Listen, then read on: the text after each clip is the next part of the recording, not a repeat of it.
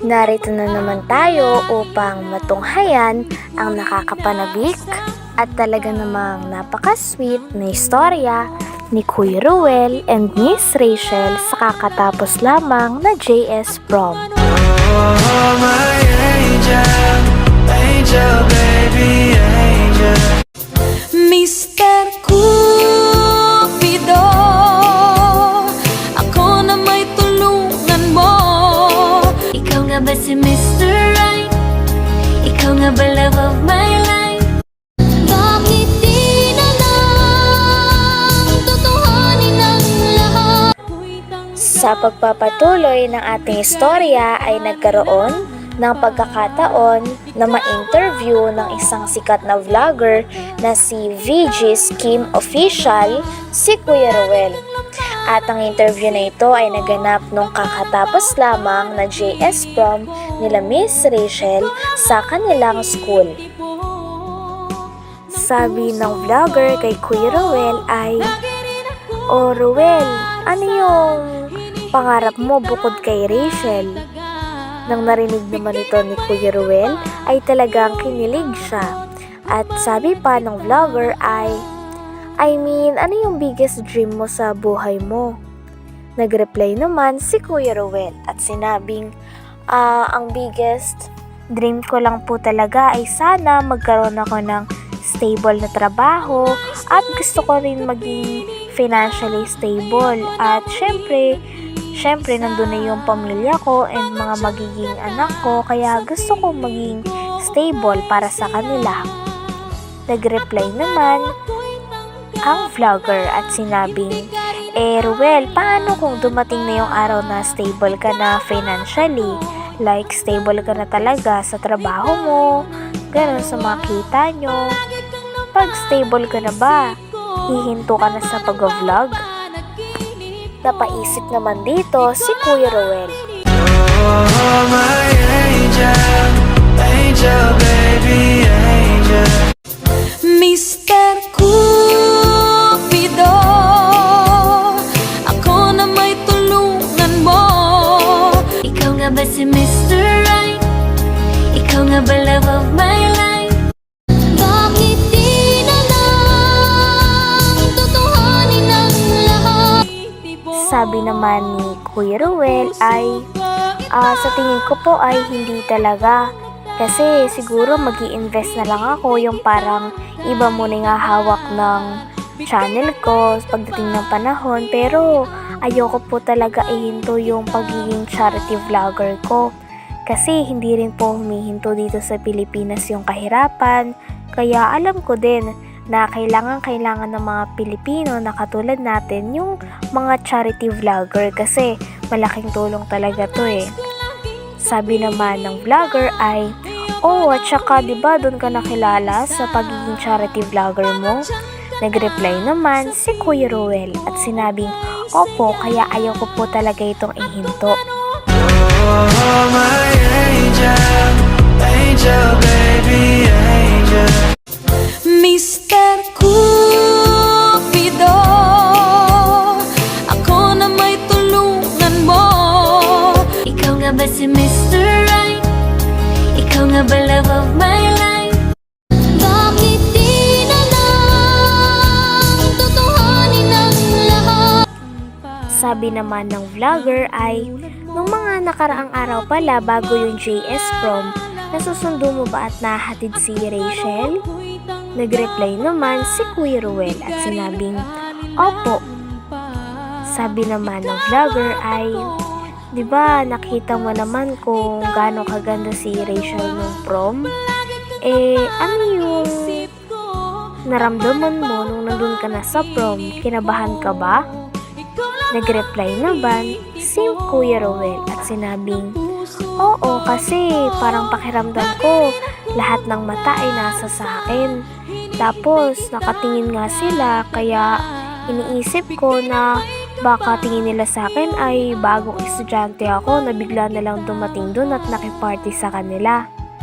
Pero iniisip ko na lang din na nandiyan naman si Rachel na handang gumabay sa akin doon at pwedeng mag-alalay sa akin doon. Kaya dahil din doon ay in-enjoy ko na lang.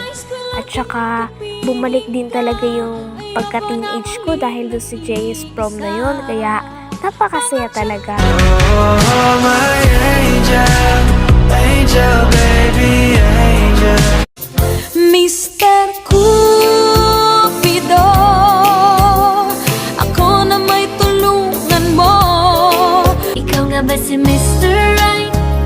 Ikaw nga ba love of my life? Bakit di na lang tutuhanin ang lahat? Sabi naman ng vlogger ay, nung oras ba nung JS at nakita mo lumabas si Rachel sa kortina? Kasi alam mo naman na inaayusan pa sila dun, di ba? Minikapan sila, tapos binihisan sila. Nung lumabas na si Rachel, nung time na tapos na lahat, tapos final look niya na, ano yung naramdaman mo? Ano yung nakita mo sa kanya? Ano yung masasabi mo? Nag-reply naman si Kuya Rowell at sinabing, actually po talagang hindi talaga ako nakafocus sa suot ni Rachel Kahit napakaganda ng gown niya, talagang hindi ako dun napafocus kasi sa mukha niya talaga ako napafocus. Kasi sobrang ganda talaga ni Rachel Napakaganda niya na nga nung wala siyang makeup, lalo na ang gumanda nung minakapan pa siya, kaya grabe't nakakabighani. Sabi naman ng vlogger ay talagang gustong-gusto mo talaga si Rachel at nagagandahan ka, no? Nag-reply naman si Kuya Rowell at sinabing, opo. At saka inutusan nga po ako nung tita niya noon na picturean ko po sana siya. Kaso dahil sa sobrang mangha ko sa kagandahan niya, talagang napatulala talaga ako at di ko na napicturean. Nagtawa na naman ang dalawa. Oh, my angel, angel, baby, angel. Mr. Cupido, ako na may tulungan mo. Ikaw nga ba si Mr. Right? Ikaw nga ba love of my life? Bakit di na lang tutuhanin ang lahat? Nagtanong muli ang vlogger at sinabing, Rowell, ano yung message mo kay Rachel? Nagreply naman si Kuya Rowell at sinabing, simple lang. Sabi niya, Aga, salamat dahil palagi mong pinapakita na nandyan ka para sa akin. At saka alam mo kuya, talagang para sa akin, sila talaga yung natagpuan kong pamilya. Yung pamilya talaga ni Rachel yung welcome na welcome sa akin. Kasi parang pwede talaga ako kumain doon anytime, pwede ako matulog. Kaya sobrang salamat sa pamilya mo, Ga. Ibig sabihin nito ay talagang tanggap na ng pamilya ni Miss Rachel si Kuya Rowell. Kaya naman lalong kinilig ang mga fans sapagkat napaka-welcome pala talaga ni Kuya Rowell sa pamilya ng dalaga na si Miss Rachel. Oh, my angel, angel, baby, angel. Mr. Cupido, ako na may tulungan mo. Ikaw, Dong, ano yung pinaka-pangarap mo bukod kay Rachel, bro?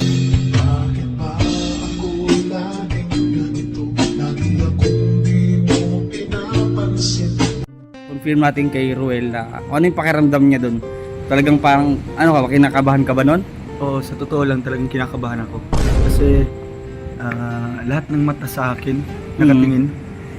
Kumbaga siguro sa isip nila, sino yan? May bagong ano dito. May bagong isang estudyante ka na? estudyante sa school natin na Mm. bigla na lang sumali. Yun talaga yung nasa isip ko kaya hindi ako makafocus. Isip ko din na ando naman si Rachel na gumagabay sa akin.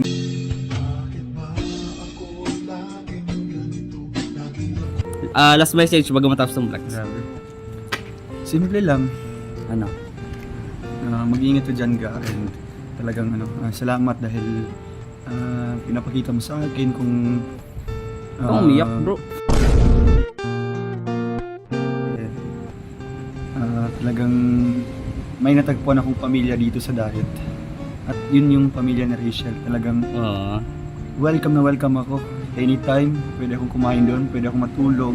Grabe, And no? talagang salamat sa sakripisyo ni Rachel. Kaya samahan niyo po kami. Hanggang dito na lamang muna ang ating nakakapanabik at talaga namang napaka-sweet na istorya nila Kuya Ruel and Miss Rachel. Maraming salamat sa inyong panonood. Bye!